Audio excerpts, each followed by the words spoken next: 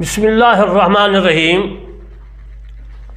میں آپ کو اپنی تفسیر کرمانی جو لکھ رہا ہوں سورۃ بقرہ جلد اول صفحہ نمبر 205 سے جنات کی اقسام کے متعلق عرض کروں گا کہ جنات کی کتنی اقسام ہیں، لیکن یہ تو اقسام بہت ہیں، لیکن مختصر میں عرض کروں گا، آپ کو سمجھانے کی بھی کوشش کروں گا۔ جنات کی اقسام میں نے ایک سرخی لگائی ہے اپنی تفسیر میں، تو ان کو بیان کرنے سے پہلے میں آپ کی خدمت میں عرض کرتا ہوں کہ میرے چینل کرمانی ٹی وی جس میں قرآن مجید، فرقان حمید اور مسائل ہیں، ان کو سبسکرائب، لائک، کمنٹ کریں تاکہ مجھے بھی ثواب، آپ کو بھی ثواب اور دوسرے تک شیئر کرنے تک جو ان کو بھی ثواب پہنچے۔ اور عزیزان محترم، دوسرا میرا چینل ہے، اس کا نام ہے کرمانی ٹی وی 3۔ ان میں نماز، روزہ، حج، زکوٰۃ وغیرہ، نجاست کے اور پانی کے، وضو، استنجا، تمام مسائل اس میں بتا رہا ہوں، بیان کر رہا ہوں فقہاء کرام کی عبارات حدیث پاک سے۔ تو جان محترم، اس چینل کو بھی آپ نے ضرور بالضرور جو ہے سبسکرائب، لائک، کمنٹ کرنا ہے۔ اب میں آپ کو اپنی تفسیر کرمانی کی تفسیر عرض کرتا ہوں جس کا عنوان ہے جنات کی اقسام۔ نمبر 1، رسول اللہ صلی اللہ علیہ وآلہ وسلم نے ارشاد مبارک فرمایا، جنات کی 3 اقسام ہیں اور تمام 1/3 ہیں۔ ایک قسم وہ ہے جن کے پر ہوتے ہیں، یہ ہوا میں اڑتے ہیں۔ دوسری قسم سانپ اور کتے ہیں، ان کی تیسری قسم مقام پر پڑاؤ ڈالتے ہیں اور سفر کرتے ہیں۔ یہ مسئلہ جو میں نے آپ کی خدمت میں عرض کیا ہے، یہ نوادر الاصول سے میں اپنی تفسیر کرمانی میں لکھا ہے۔ جو جن پرو والے ہوتے ہیں یہ اپنی شکل و صورت اپنی مرضی کے مطابق اختیار کر لیتے ہیں۔ یہ پہلے آسمان کے قریب پہنچ کر فرشتوں کی باتیں سننے کی کوشش کرتے ہیں، اور تو ان کے پیچھے ایک آگ کا شعلہ تیز رفتار میں جاتا ہے تو یہ زمین کی طرف بھاگتے ہیں۔ تو آپ نے اکثر رات کو شعلے آسمان کے نیچے جاتے ہوئے دیکھتے ہیں، یہ شعلے ہیں۔ رسول اللہ صلی اللہ علیہ وآلہ وسلم نے فرمایا، جن 3 حصوں میں ہیں، یعنی جن 3 حصوں میں پیدا کیے گئے ہیں، 1/3 کتے، سانپ اور زمین کے کیڑوں کی شکل میں ہیں، اور 1/3 تیز چلنے والی ہوا کی طرح ہیں، اور 1/3 انسانوں کی طرح ہیں۔ ان کے لیے ثواب اور عذاب ہے۔ رب العزت نے جنوں کو 3 تہائیوں میں پیدا کیا۔ 1/3 کے قلب ہوتی ہیں جن کے ساتھ وہ سمجھ نہیں سکتے، اور ان کی آنکھیں ہوتی ہیں مگر وہ کچھ دیکھ نہیں سکتے، ان کے کان ہوتی ہیں مگر سن نہیں سکتے، جو جانوروں کی طرح بلکہ ان سے بھی زیادہ بے راہ ہیں۔ 1/3 جن کے جسم انسانوں کے بدن کی طرح ہیں، ان کے قلب شیطانوں کے دلوں کی مانند ہیں، اور 1/3 رب العزت کے عرش کے سائے میں ہوں گے، جس یوم اس کے سائے کے سوا کوئی سایہ نہیں ہوگا۔ یہ مسئلہ نوادر الرسول میں موجود ہے اور میری تفسیر کرمانی میں بھی عزیزاً محترم موجود ہے۔ میں اب افریت جن کے متعلقات کرتا ہوں کیونکہ وہ بھی جن ہے، سورۃ نمل میں اس کا ذکر ہے۔ حضرت سلیمان علیہ السلام نے فرمایا، اے درباریوں، تم میں کوئی ہے کہ اس بلقیس کا تخت میرے پاس لے آئے، اس سے پہلے کہ وہ میرے حضور مطیع و فرمانبردار ہو کر حاضر ہو کر آئے۔ ایک بڑا خبیث افریت جن بولا کہ وہ تخت حضور میں حاضر کر دوں گا، پہلے اس کے حضور اجلاس برخاست کر دے، اور میں بے شک اس پر قوت والا ایماندار ہوں۔ سورۃ نمل۔ یہ افریت جن پرو والا تھا جس کا میں نے پہلے ذکر کیا۔ دوسری ایک اور قسم ہے، اس کو جل پری کہتے ہیں، پانی میں رہتی ہے۔ اس پری کے پر نہیں ہوتے، یہ سمندروں، دریاؤں میں رہتی ہے، یعنی پانیوں میں رہتی ہے۔ انسانوں کی طرح ہوتی ہے، مادہ جو جل ہے پری عورت کی طرح، اور نر جل پر پری جو ہے آدم کی شکل میں ہوتا ہے، یعنی کہ انسان جیسا۔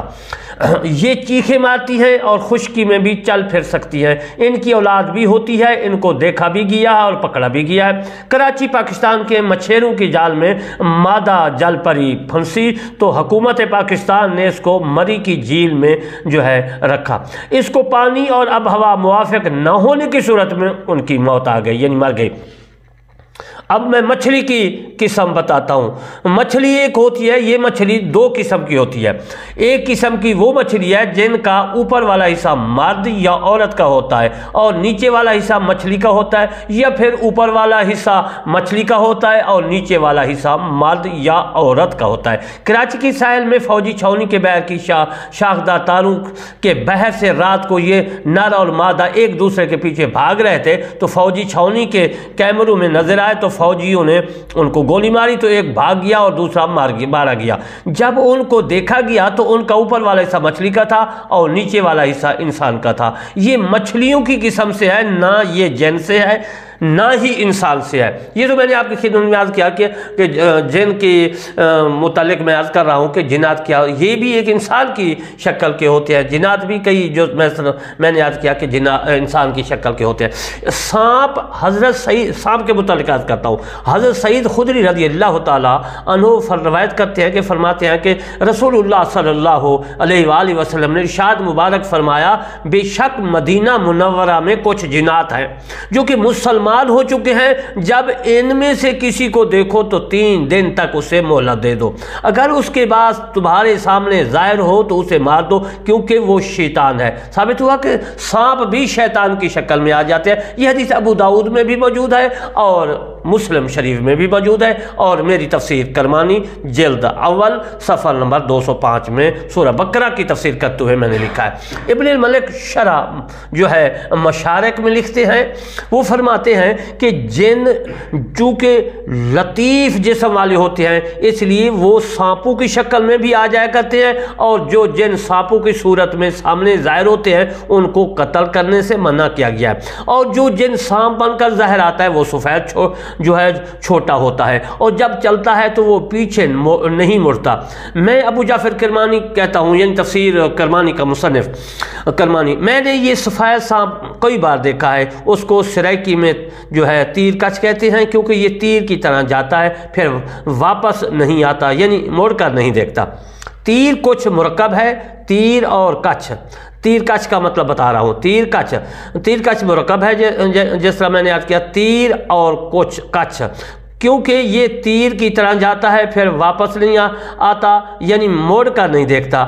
کچھ بغل کو کہتے ہیں، یعنی کچھ کچھ بغل کی طرح چھوٹا ہوتا ہے۔ امام ابن جریر رحمۃ اللہ نے حضرت عباس رضی اللہ تعالیٰ عنہ سے روایت کیا ہے، فرماتے ہیں کہ رسول اللہ صلی اللہ علیہ وآلہ وسلم سے سانپوں کو قتل کرنے کے متعلق پوچھا گیا، سوال کیا گیا، تو آپ صلی اللہ علیہ وآلہ وسلم نے فرمایا یہ پیدا کیے گئے ہیں سانپ اور انسان۔ سانپ بھی جیسا میں نے عرض کیا کئی قسم کے ہیں اور انسان بھی کئی قسم کے ہیں، وہ بھی میں نے آپ کی خدمت میں پہلے عرض کر دیا ہے۔ سانپ اور انسان ایک دوسرے کے دشمن ہیں، اگر کوئی انہیں دیکھے یہ اسے ڈراتے ہیں، اگر یہ انسان کو ڈس لے تو اسے تکلیف پہنچاتے ہیں، بس انہیں جہاں بھی دیکھو انہیں مار دو۔ اب میں آپ کو گھر سے سانپ بھگانے کے لیے ایک دعا جو ہے میں آپ کی خدمت یاد کروں، اس کو یاد رکھنا ہے کہ گھر میں جو سانپ ہوتے ہیں یہ دعا پڑھیں گے تو انشاءاللہ بھاگ جائیں گے، اور میری تفسیر کرمانی میں یہ موجود ہے دعا۔ اس سرخی لگائیے گھر سے سانپ بھگانے کی دعا۔ جب کوئی گھر میں سانپ دیکھے تو اسے یہ پڑھ کر سنائے، انشدکم بالعہد الذی اخذہ علیکم نوح علیہ السلام، انشدکم بالعہد الذی اخذہ علیکم سلیمان علیہ السلام اللہ توزونا۔ اس دعا کے پڑھنے کے بعد بھی اگر سانپ گھر میں نہ چھوڑے تو اسے مار دو۔ جوگی سانپوں کو کلمات کے ذریعے یا پھر تجربات کے ذریعے بھی پکڑ لیتے ہیں۔ اب میں آپ کو ایک اور دعا بتاتا ہوں، وہ ہے سانپ اور بچھو سے بچنے کے لیے دعا۔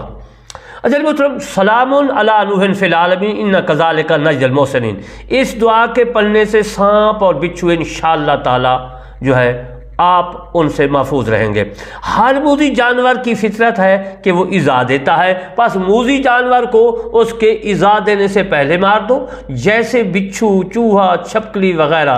حدیث میں ہے کہ اقتلوہا وان کنتم فی صلاۃ، یعنی سانپ اور بچھو کو جہاں پاؤ مار دو اگر تم نماز کی حالت میں ہو۔ شیخ سعدی رحمۃ اللہ علیہ فرماتے ہیں کہ سنگ بدست او ماں بر سنگ خیر رائے بود قیاس و درنگ، سانپ کو فوراً پتھر مار کر قتل کر دو، اس میں دیر کرنا بے وقوفی ہے۔ ان دیر کرنے کا مطلب یہ ہے بے وقوفی ہے کہ وہ دیر کریں گے آپ کو ڈس جائے گا۔ ایسے کالے سانپ بھی ہوتے ہیں جس کو عزیزان محترم بہت سخت جو ہے الفاظ سے بولا جاتا ہے، پدم بولی جاتی ہے، یہ اس طرح کیا ہے، وہ دور سے جو ہے منہ سے ایسی زہر جو ہے اگلتے ہیں، فوارہ مارتے ہیں کہ آدمی کے آنکھوں منہ میں آتے فوراً آدمی مار جاتا ہے، یا پھر ان کے زخم پر لگ جائے تو پھر آدمی مار جاتا ہے۔ تو اس لیے کالے سانپ سے جو ہے بہت دور رہنا چاہیے۔ عزیز محترم میں عرض کر رہا تھا کہ سانپوں کی 3 اقسام میں نے عرض کی، باقی بھی کچھ کی، اور اس کے بعد انشاءاللہ میں پھر عرض کروں گا وَلَكُمْ فِي الْأَرْضِ مُسْتَقَرٌّ وَمَتَاعٌ إِلَىٰ حِینٍ کی تفصیل عرض کروں گا اگر زندگی نے باقی دیا۔ پھر میں آپ کی خدمت میں ریکویسٹ کرتا ہوں کہ میرے channel Kirmani T V 3 Kirmani T V کو سبسکرائب، لائک، کمنٹ کریں تاکہ آپ کو ثواب، مجھے بھی ثواب، وَمَا عَلَيْنَا إِلَّا الْبَلَاغُ الْمُبِینُ۔